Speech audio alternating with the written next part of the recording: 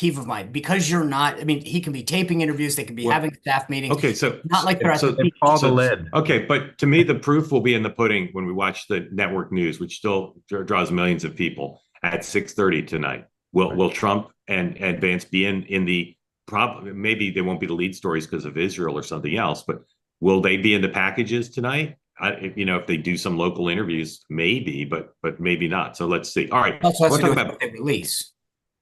I Say mean, again. there are tactics that you can do to get in the meet. Anyway, I'm Okay, just saying, okay. Let's see if they get yeah. in. But I anticipate it all being a day of both locally and nationally. I mean, between Biden and between Harris and Walz, they're going to be in the three Great Lakes states today, and I bet they get lots of coverage because the press is obsessed with the notion of Labor Day kickoff. Tim, I understand Joe Biden's got some lingering popularity in Pennsylvania, but would you say that if you were working for Kamala Harris, you'd say this is the last day she should be campaigning with Joe Biden, or is this a well you can keep going to? Because the No, Republicans love it. yeah. No, I do think it's a well you can keep going to. I don't think, I think putting him in the state of Pennsylvania, which is, according to most polls, tipping point state, 1/3 of the time, or he has some higher popularity, it is valuable to get him in Pittsburgh, Philadelphia, Scranton, wherever you want, and to hold rallies with him. I do think there is some big value there. Now, I will note, what's interesting is the way that Harris has consolidated the Democratic base versus how it was under President Biden. We saw like 85% Democratic support under Biden. It's like 98% now under Harris. So that's very consolidated. But there still may be some lingering support that you could consolidate. There are also maybe some independents who view him favorably or who are undecided who may come over. So look, I don't think holding an event with him changes the nature or the dynamic of their relationship in any significant way that voters would completely change their mind on their perspective of Harris. But I do think it's an asset to plant. He's an asset to plant in Pennsylvania in particular to rally and to try to draw some people. Okay, but let me just, before I let Sean in, it's going to produce video of the two of them yucking it up. It's going to produce video of presumably of her praising Biden and Biden praising her.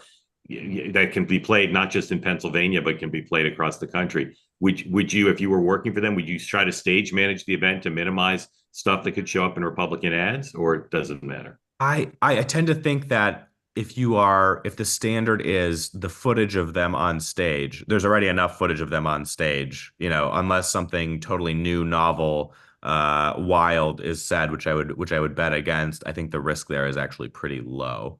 Okay, Sean, what do you think? I feel like this is a game of Clue. President Biden at a Union Hall in Pittsburgh. I mean, if you're going to use them, that's the combo. It's Professor Plum in the library with the candlestick. That's where you use them. You get to check a box. I think that like my take from Democrats is they kind of think of him as like a folk hero now. Like he stepped aside, he did the right thing. I mean, to Tim's point, we got enough footage of the two of them together on issues that I don't think that there's that much that's going to come of anything. So in this case, I mean, if he says something or does something, then it'll get used. But this is probably the way to do it.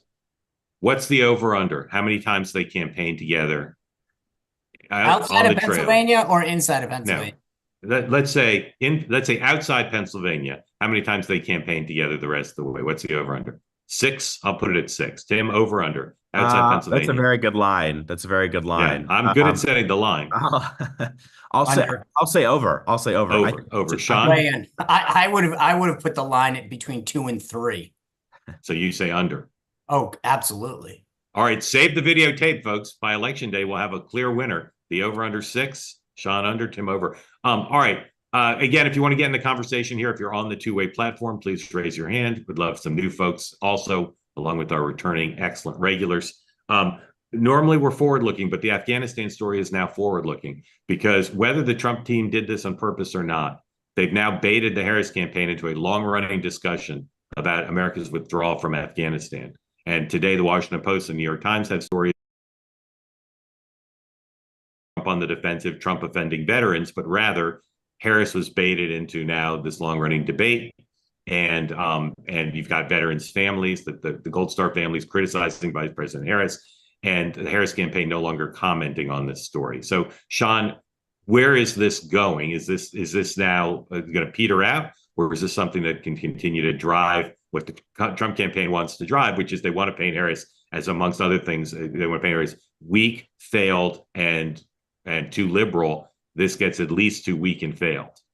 Yeah. I would say in my conversations, I don't think it was planned. I think they did execute on it once they realized they had something. This was never intended to be anything more than a visit, and potentially a future talking point about the contrast between Trump and how he handled foreign events.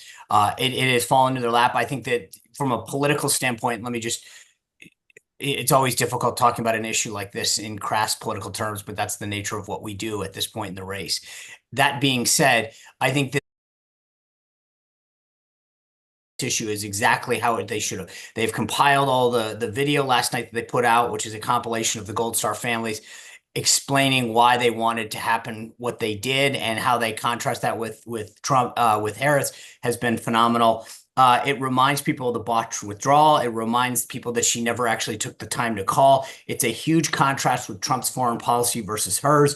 I give how they handled this politically was actually probably the best that they've handled any issue that's been handled to them since she's been in the race. On a media standpoint, real quick, I will tell you, it is amazing to me that no one in the media, in the mainstream left-wing legacy media, has cared about Gold Star families until they tried to use this against Trump. It's clearly backfired. Kristen Welker yesterday having to apologize for lying about about being at the dignified transfer at Dover. There's been no discussion about these Gold Star families, their concerns, the lack of calls or interest from the Biden administration until this incident occurred. And I think, frankly, that is despicable, but I'll leave it at that.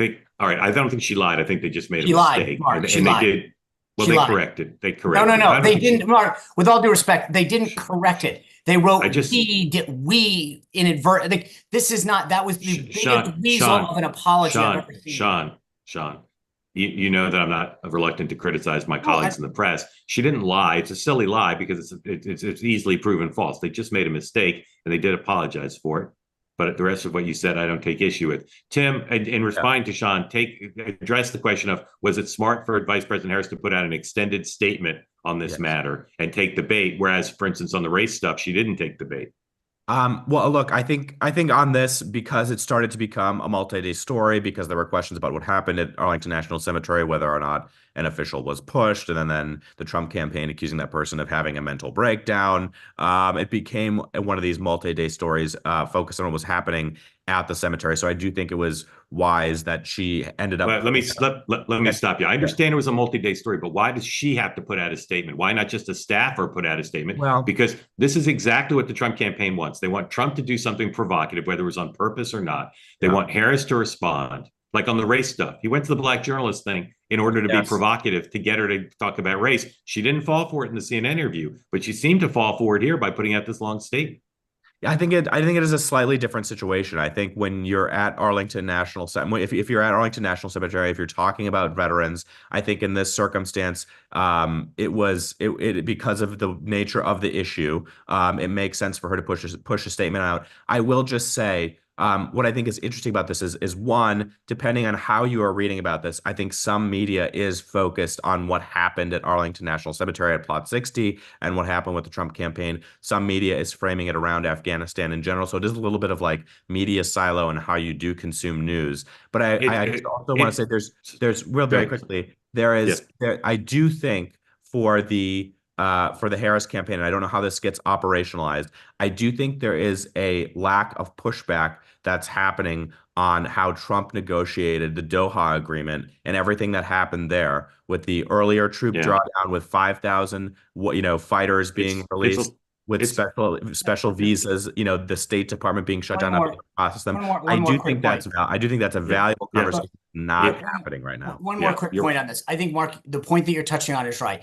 The media was piling on Trump. He was taking a ton of incoming on how he had handled it, blah, blah, blah, blah, blah. And then she proactively put out a statement that revived the story. That was, to me, that was a politically stupid move. She should have just shut up and let the press do the work for her. Right. Not just in this case, but in any case where Trump's trying to bait her. Now, again, they didn't do this, they claim, on purpose.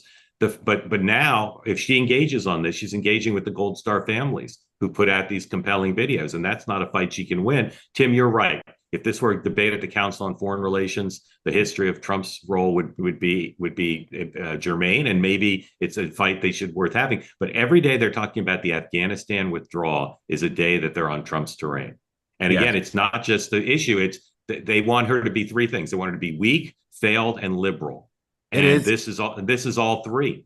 I will say, and not to like get into what we might be talking about next, but like when you are talking about the week before a debate, right? The topics in the news media or in the news cycle in that week leading up to the debate are important because they tend to frame the questions around the debate. So just to your point of like, are we going to have a conversation about Afghanistan that might break through, where she might be able to make those points? It's possible that this now becomes a question or a series of questions in the debate, or it's elevated more than it was previously, based on right now if the debate were today, and it's not that far away, there'd be questions about Israel and Afghanistan. And I'm not sure that those would be the favorite topics of Vice President Harris. Yeah, maybe they would be. Megan, thank you for joining us. Please tell us what's on your mind. First of all, I was not expecting a Zoom, so I'm a little casual, but I really want to say something. You're not wearing a baseball cap from Japan. I'm not. I'm wearing a Halloween shirt. So anyway. Okay, I'll go ahead. Thank you for joining. So I just wanted to ask Tim and Sean and you a question. I do a lot of advocacy work in the pro-Israel space, and I have for years. Like maybe 6 or 7 years at this point. And obviously the news of the hostages being killed was, it feels like October 7th a little bit. Again, it's been very emotional for friends of mine, people in this space. I had a very hard time hearing about it. I woke up crying, and to see Governor Walz's reaction at the Minnesota State Fair being asked about it, where he not only blows off the journalist, but seems callous and cavalier. As I have said many times on this Zoom and with other people on your other calls, I'm not buying his oh shucks, I'm the everyman. There is no compassion. There is no, even if he's anti-Israel and he's from the river to the sea, which I suspect he is given his affection for Ilhan Omar. I was shocked and appalled by his reaction, and it's getting a lot of attention in my pro-Israel circles, lot, and a lot of chats. And I just wanted to know if you think it matters if it's just my bubble, but you cannot be vice president if you don't have compassion for an American hostage being shot by a terrorist organization. And I just was really, quite frankly, repulsed by his reaction. Yeah, Megan, great topic. Tim, let me just say, neither the person who says she wants to be commander in chief nor the person who says he wants to be a heartbeat away from the presidency has responded on camera to the killing of an American. I think Vice President will do it today. I'd be stunned if she didn't. But I don't know if you saw the Waltz footage from the fair, but it's not a great look. If you were advising the campaign, should they both have spoken out on camera yesterday in a dignified setting or not? I think they could have. I think they put out a statement. I think that is fine. Now, do they talk about it today? That's another question. I do think I saw the Waltz video. I think it is hard to come at him from that perspective, if you're not partisan, or if you're not coming at him from a partisan perspective, because he's at the fair. It's unclear if he heard the question. He's handing out ice cream. He didn't answer any other questions from reporters in that setting. The vice president, in her official capacity, put out a statement about it. So I just don't read that video or that situation. But you don't think they should be on camera talking about the death of an American? They might be. I think it is wise to make a statement. I think they chose a paper statement. I think they might make an on-camera statement. We'll see. Sean Spicer, another issue on which I have a different point of view. Look, I think that politically speaking, to Megan's question, the people who care about this, it matters to the people who really care about this issue. And I mean that for a lot of folks. Anyway, I get the question is, yes, it does matter.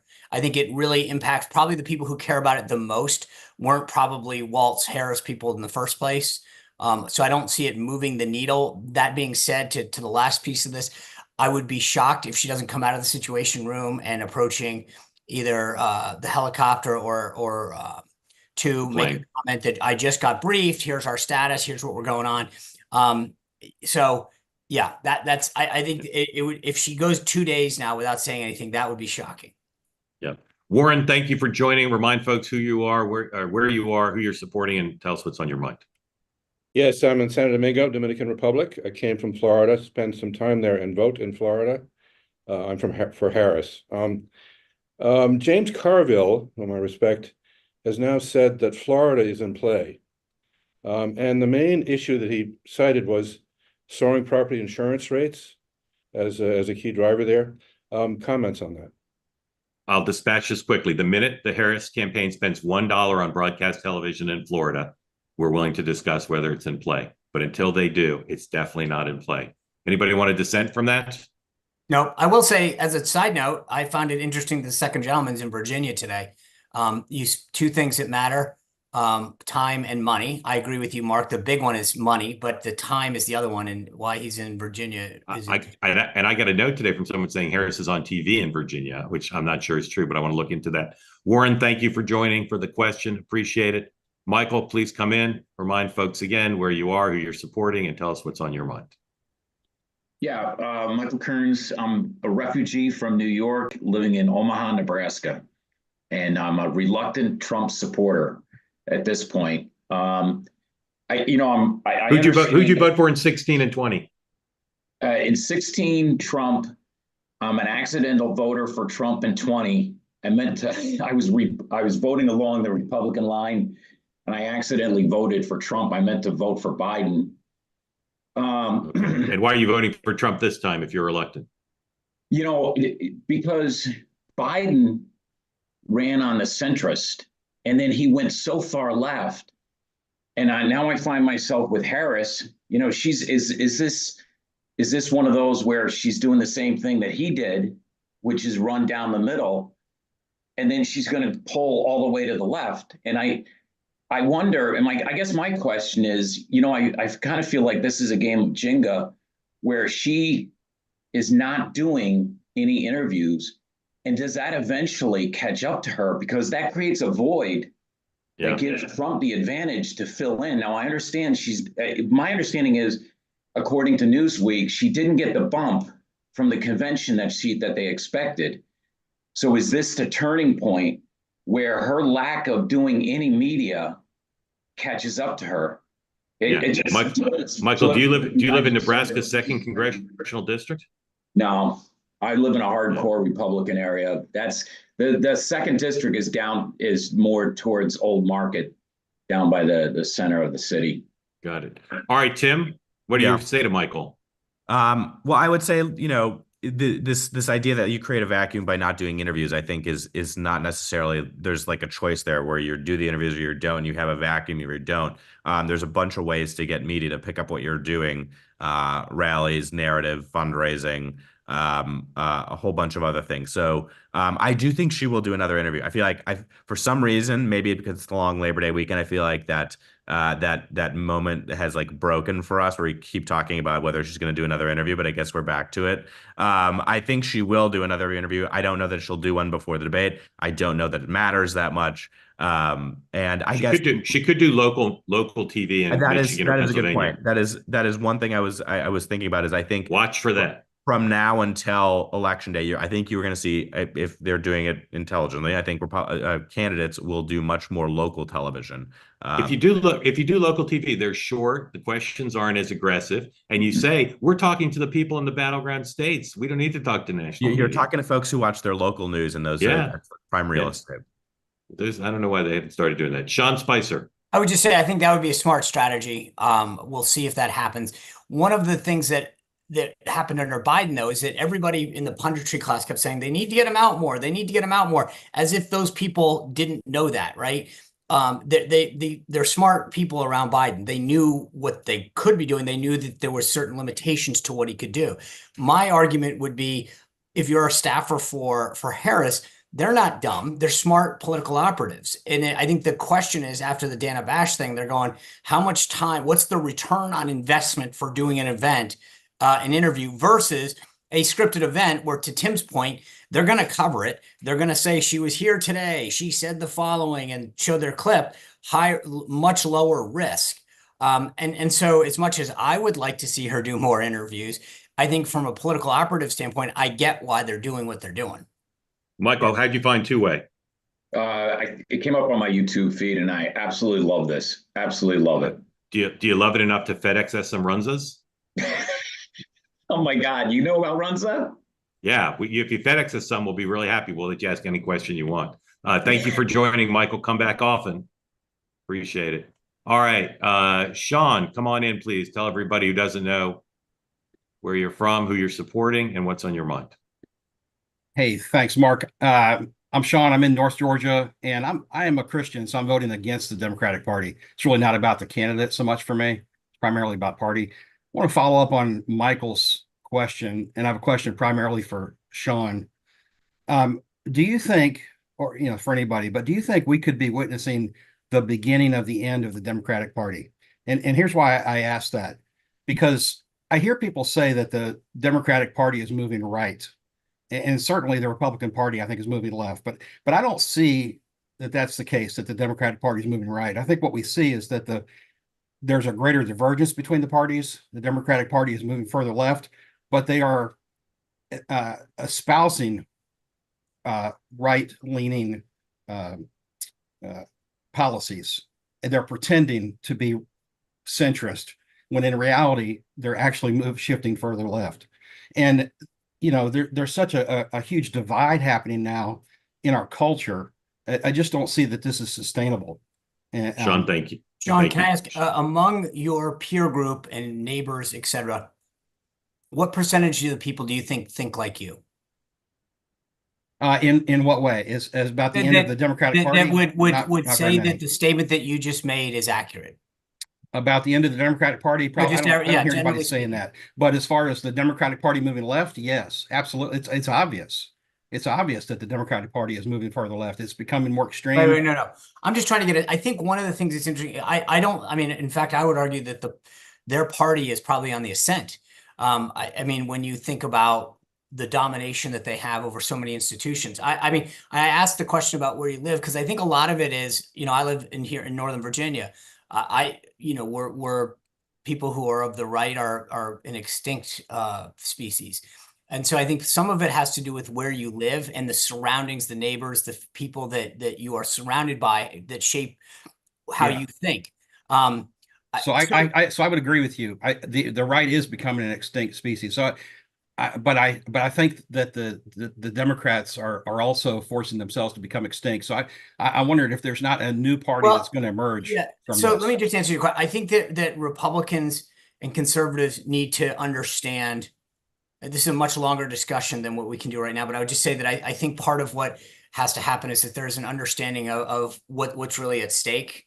And I think that I give the left a lot of credit for how they develop issues and policies, and it's a much longer view than I think some of the short-term battles that are fought on the right. But it's an interesting question that you're asking, and I would love more time to explore that. So you can always feel free to check out my show at 6 o'clock every night on YouTube.